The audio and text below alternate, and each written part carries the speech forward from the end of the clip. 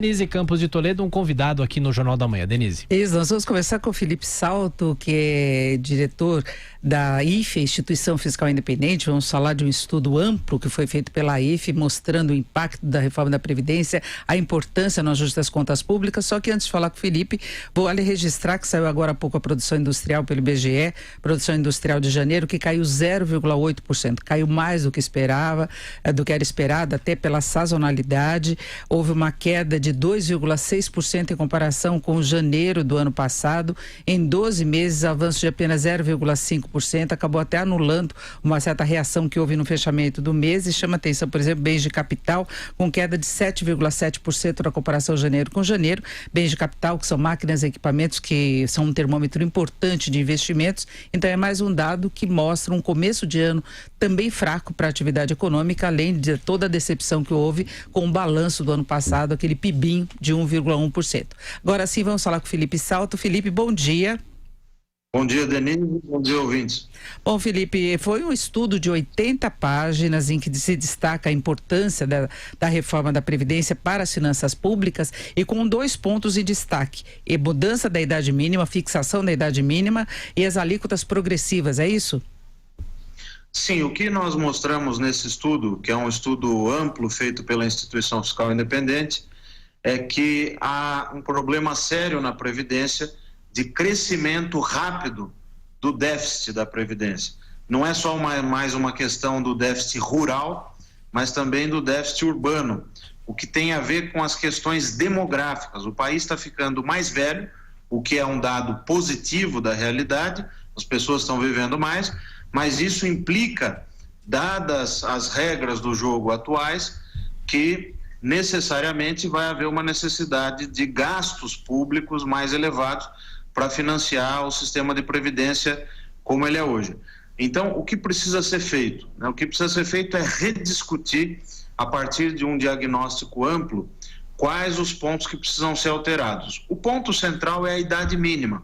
Hoje, no caso do regime geral, que é o pessoal da iniciativa privada, regime geral de previdência social, a média de aposentadoria é de 58 anos.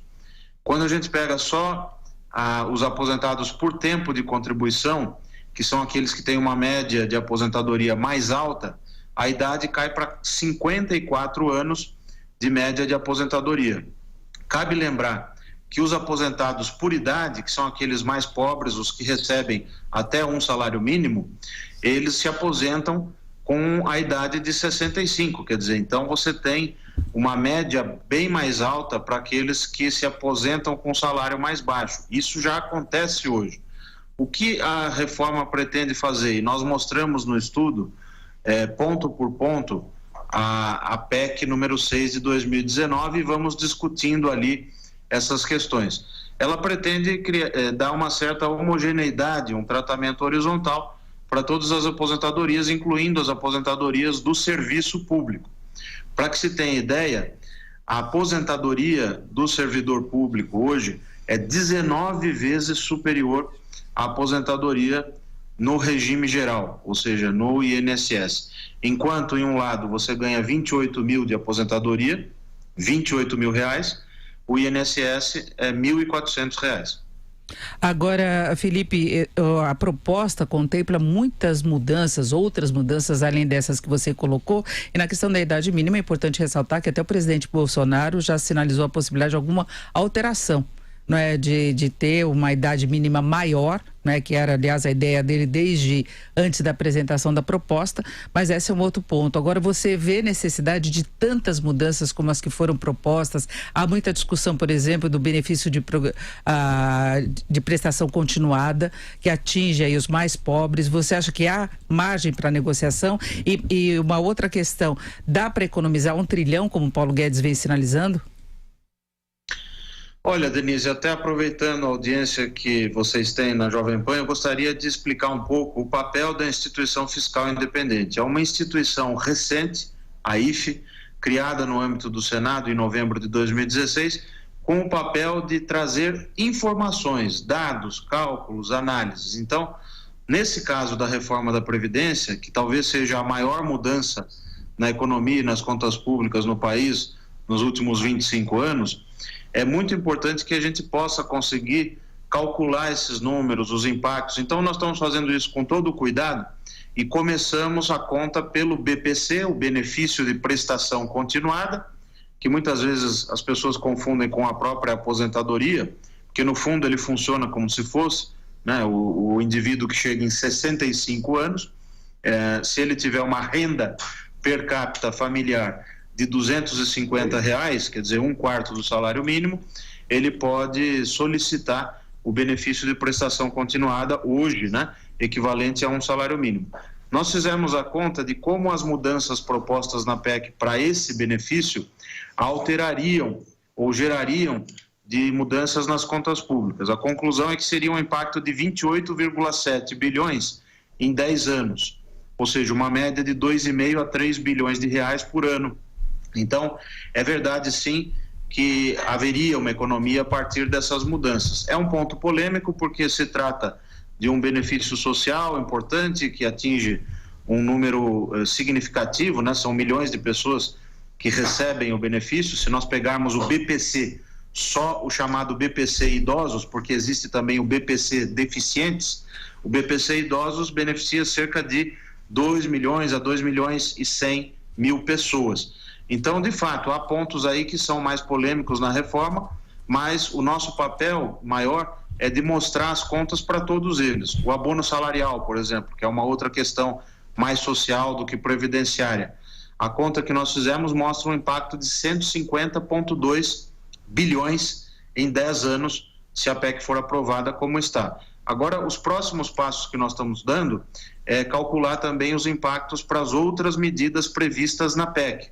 Fizemos uma prévia disso neste relatório que você mencionou no início da nossa conversa, que inclusive está disponível no nosso site, basta digitar IFI no site de pesquisa e vai ser, o internauta, o ouvinte vai ser levado logo ao nosso site. Ali em publicações, o relatório mais recente é esse sobre a Previdência. Então, o que nós mostramos é que, por exemplo, no caso de aposentadorias por idade e aposentadorias por tempo de contribuição, o gasto hoje com essas duas grandes aposentadorias, ele equivale a 4,3% do PIB.